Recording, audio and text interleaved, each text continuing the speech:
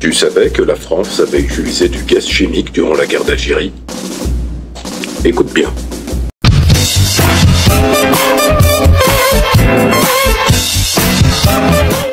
En 2013, vous avez aussi un livre publié à compte d'auteur par un certain Jean B. Il n'a mis que la lettre B. Il parle des sections d'armes spéciales de la 52e compagnie de génie de zone, le CGZ, et en 2015, Jean Vidalanque retranscrit son expérience d'appelé lorsqu'il faisait la guerre d'Algérie dans la section d'armes spéciales de la 71e CGZ. Il dit, lui aussi, la grotte, on savait qu'on devait la fouiller. Plus vite on la fouillait, plus vite on avait fini. Fouiller, c'était gazer. Et si possible, ne laisser personne sortir vivant. Faire sauter l'entrée pour qu'il meure à l'intérieur. Celui qui témoigne est un combattant qui a fait la guerre. Donc, vous voyez, en Algérie, les récits de la guerre chimique, ils existent, mais ils peinent toujours à trouver un écho en France.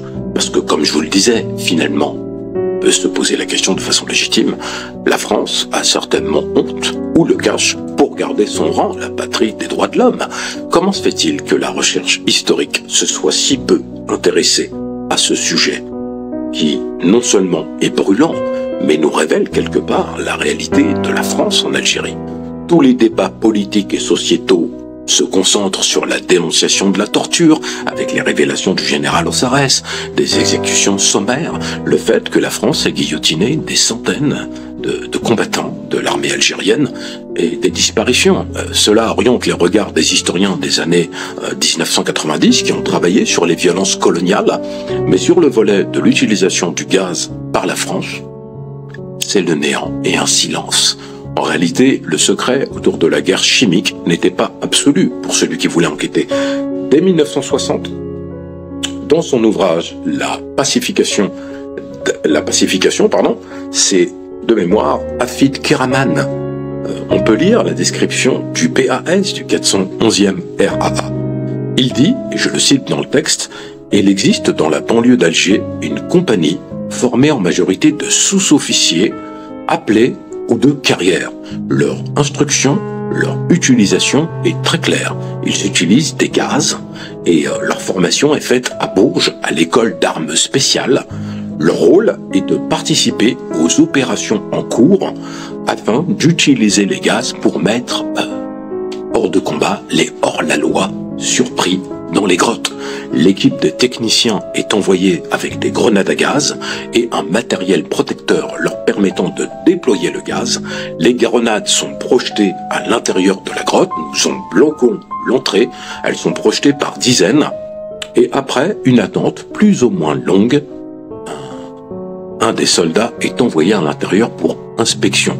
Si jamais on lui tire dessus, c'est que des hors-la-loi sont encore vivants. Alors on jette de nouvelles grenades à gaz et on attend.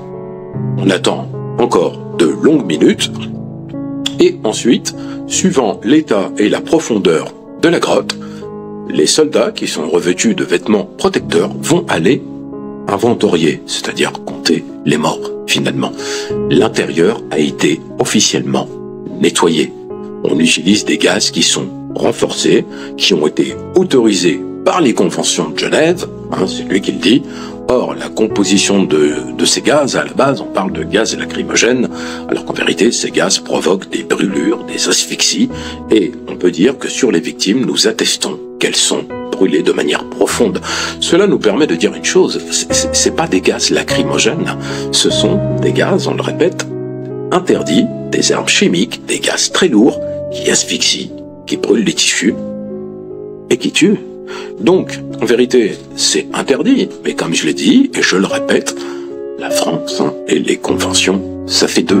Alors, il faut regarder la guerre en face.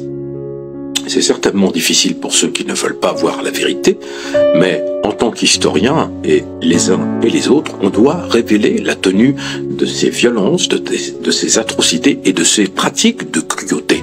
Parce que dans le débat public, vous avez de plus en plus de représentants politiques, Jordan Bardella et d'autres, qui vous parlent de l'Algérie, les visas, etc., l'Algérie, l'aide au développement, Sarak Nouafo et toute la clique, mais ils ont du mal, et ils ne vont pas le faire, à parler de ces violences.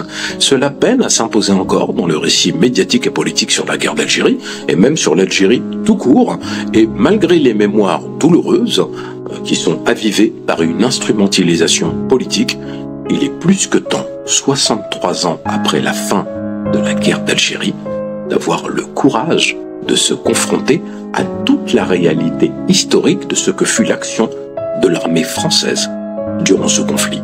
En tout état de cause, moi j'ai écrit un livre qui s'appelle Insoumis 54-62. Donc à ceux qui veulent nous donner des leçons d'histoire et des leçons d'humanisme, non seulement vous trouverez mon livre, mais vous nous trouverez tous debout, en face, avec des arguments aussi solides qu'une montagne. Tahaya Jazair, abonnez-vous.